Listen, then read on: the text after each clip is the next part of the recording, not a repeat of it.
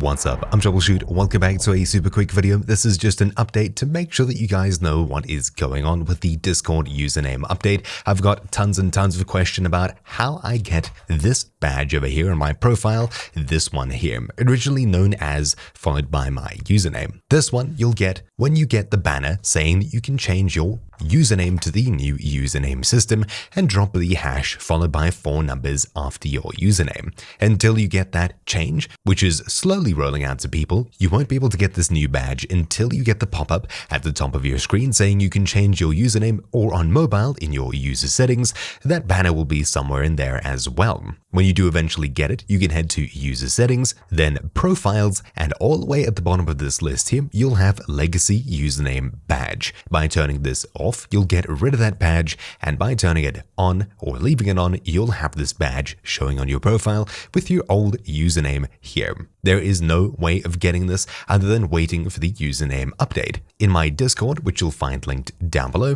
I have a Discord name update channel, and in here you'll find a bot telling you when the latest username system is rolling out to different users here. For example, most of the people who had their accounts created around December 2022 and are Nitro subscribers are getting the new username update recently, and for normal users who've never had Discord Nitro and created their accounts around January 2017, they're getting the username update right about now, though do note these are just rough estimates and they're not set in stone, so you'll need to really just wait until Discord decides you can change your username. You're not able to get this badge any sooner. Anyways, that's about it for this quick guide, so thank you all for watching. My name's been Troubleshoot, and I'll see you all next time. Ciao!